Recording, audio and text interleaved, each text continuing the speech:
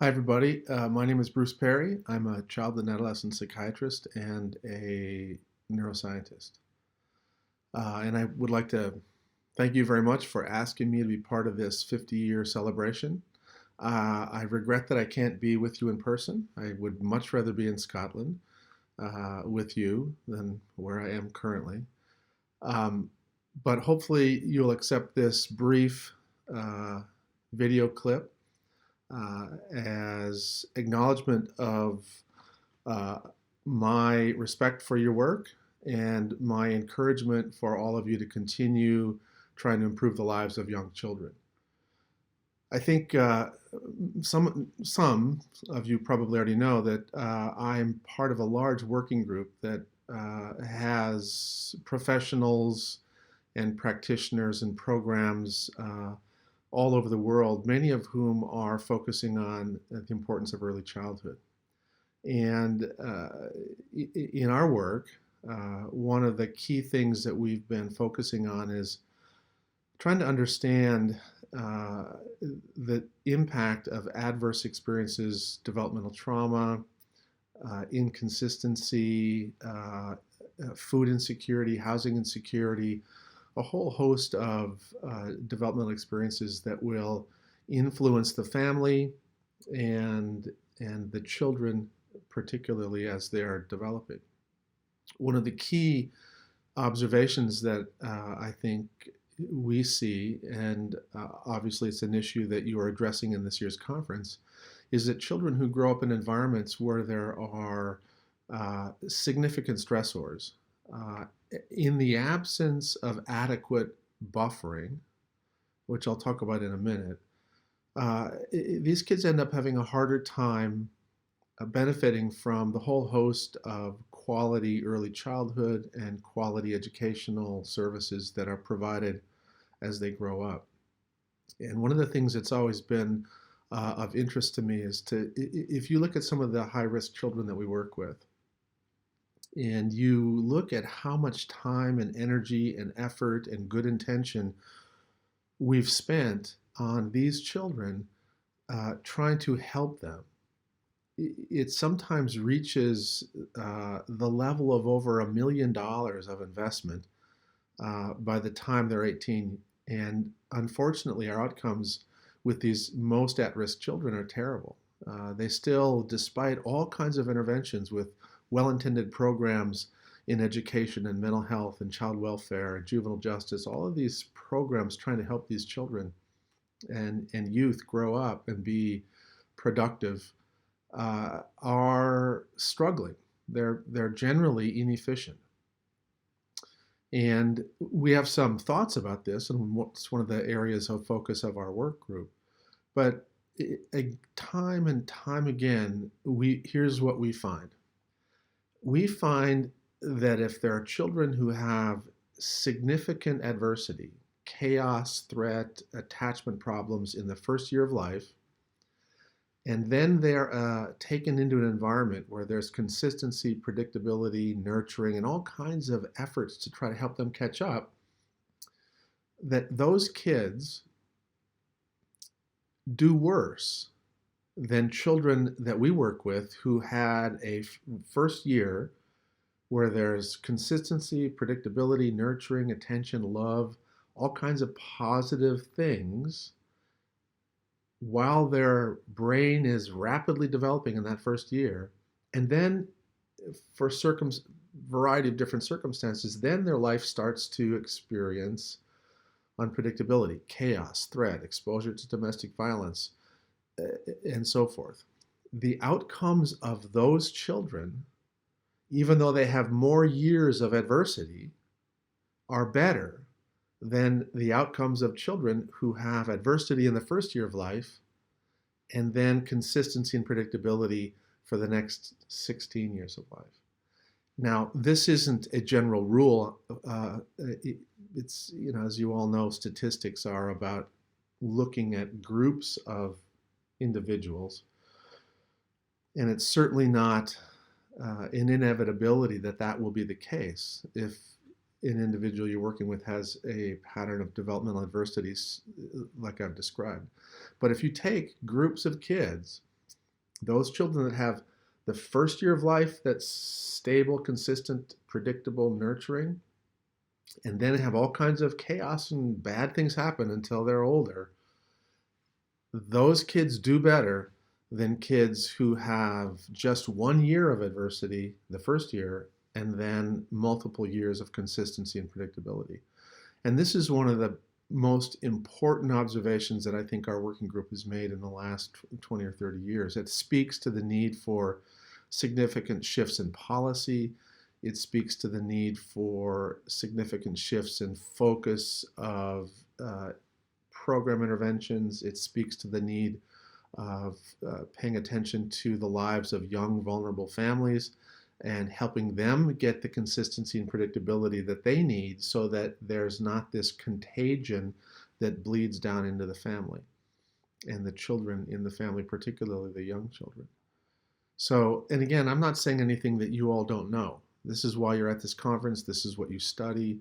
Many of you have, know much more about certain aspects of this than I do. But I would emphasize the importance of getting increasingly powerful bodies of information to help us ultimately begin to persuade policymakers about the need to focus on early developmental and preventative services.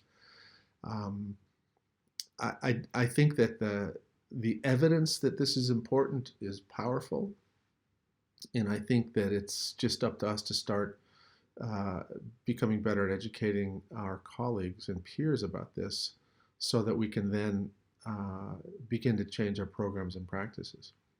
Now, one area where this is absolutely apparent, and it manifests probably in a way that is, I think, in many ways most toxic, and that is in the area of education.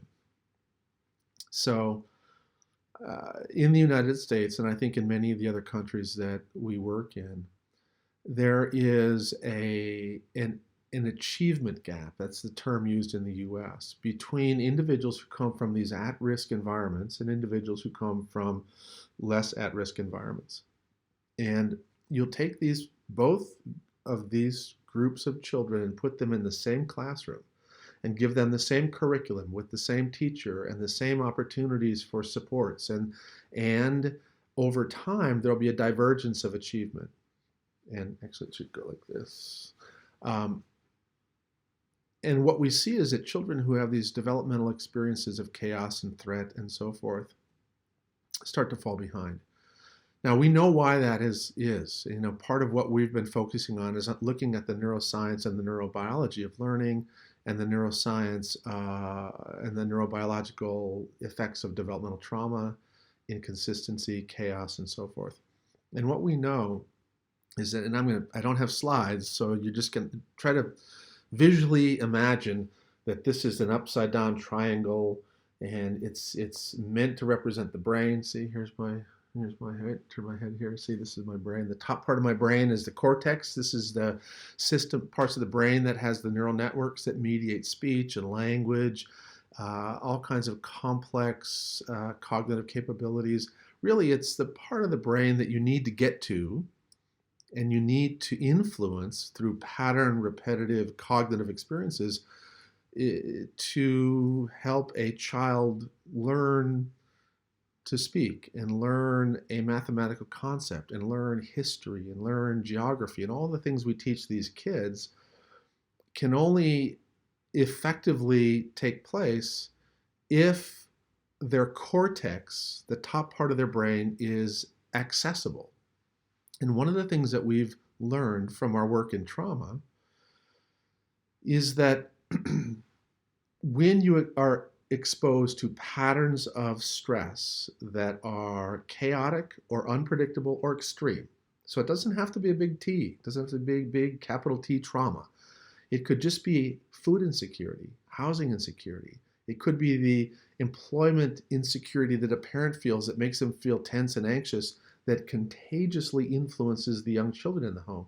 So this kind of alteration and pattern of stress activation can lead to what we refer to as a sensitized stress response. Now, there's a lot of things that go along with that sensitized stress response. There are changes in certain parts of the brain and body, but for the purposes of this little presentation, probably the most important effect is that the sensitized stress response treats anything new, any novelty, any pattern of neural information that it's exposed to as potentially threatening. And when your brain begins to perceive threat, the first thing it does is shut down parts of the cortex. So the very parts of the brain that we're trying to get to in education are going to be easily shut down with any degree of exposure to novelty, any major transitions, the kinds of things we do all the time in school, any social unpredictability or interactions with peers can activate this sensitized stress response, shut down parts of the cortex, and make a child incapable of processing effectively or learning from even the best teacher. And so part of what happens is you'll have two kids in a classroom, one child who has a sensitized stress response system and is being exposed to novelty, which is what teaching is all about, and then another child who has a neurotypically regulated stress response system and treats the novelty as something that is a little bit unknown and unfamiliar, but it's not threatening. This child has an open cortex and will learn. This child will shut down his cortex and will not learn. And again, as I said before, in the same classroom with the same teacher and the same curriculum, you'll begin to see a divergence of achievement.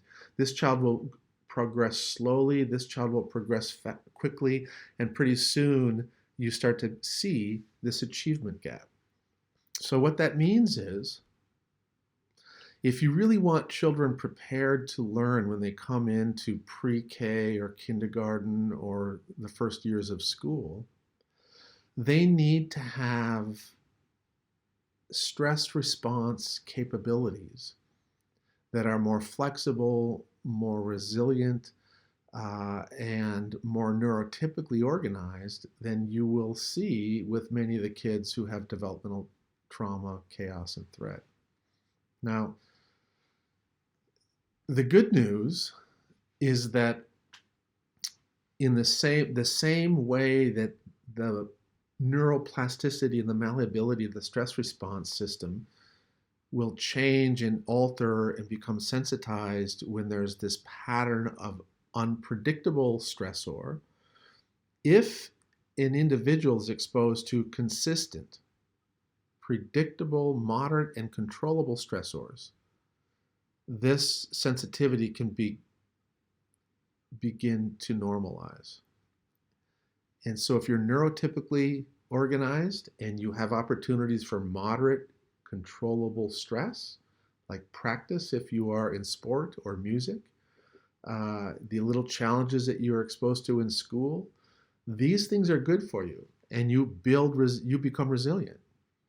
If you are dysregulated and sensitized and you have opportunities for consistent, predictable, moderate activations of your stress response, you can become neurotypically organized and lose that sensitivity that is interfering with your capacity to learn.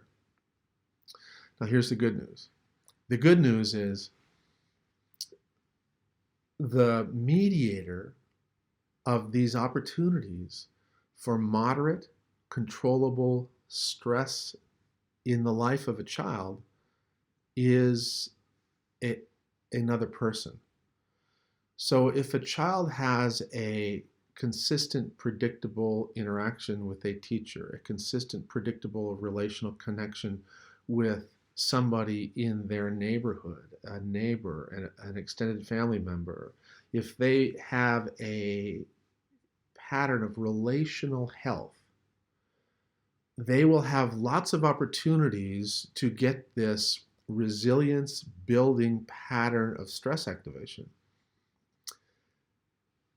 Unfortunately, one of the things that often goes with these at-risk situations is poverty of relationships.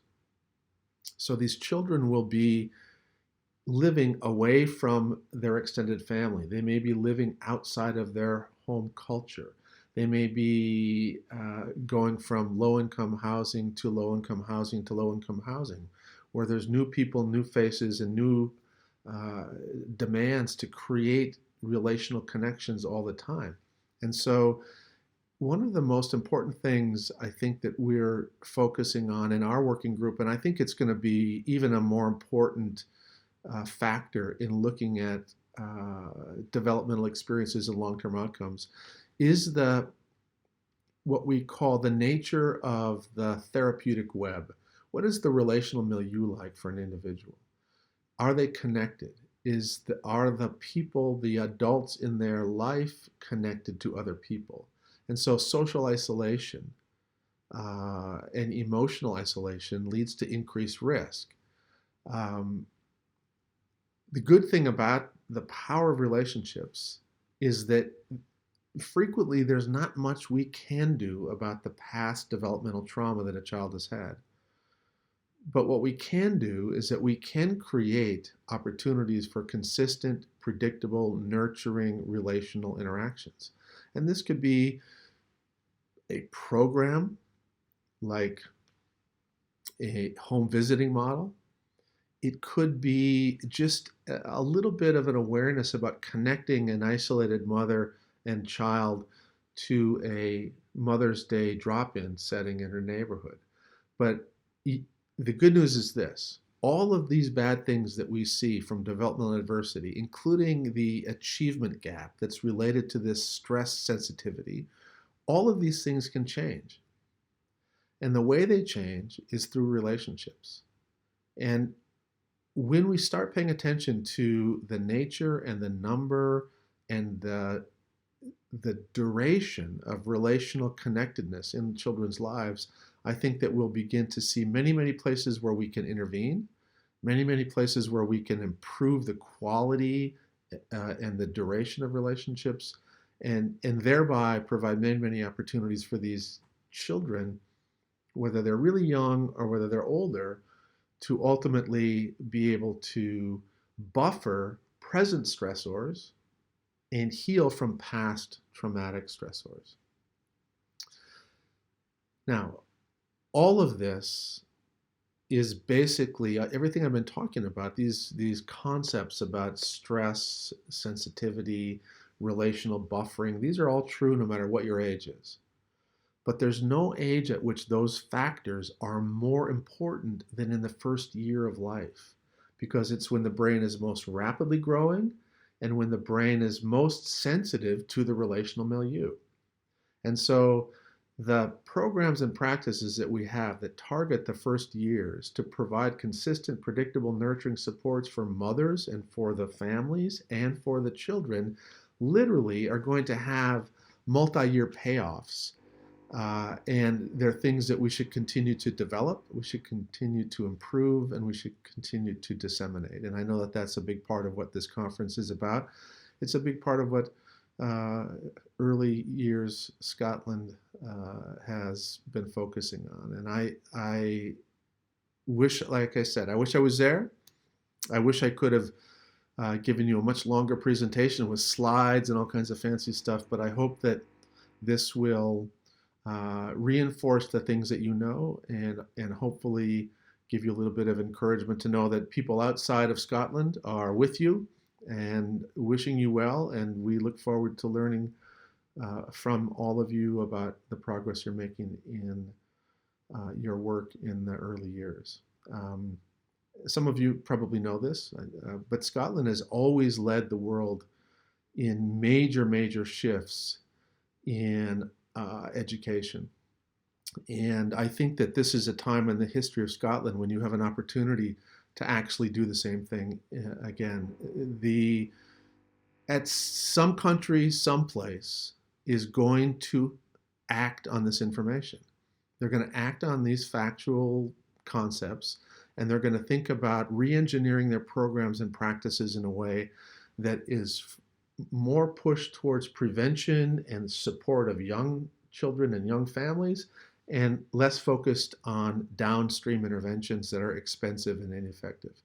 And there's no reason that Scotland can't do it. You have all of the personnel capital, you have all of the capacity to do it, and I hope that that's part of what you talk about at this conference. You have the opportunity to lead the world, uh, to reinvent a better way to take care of our young families and our young kids. So keep up your good work, and maybe I'll get a chance to visit Scotland sometime in the next year or two and see some of you.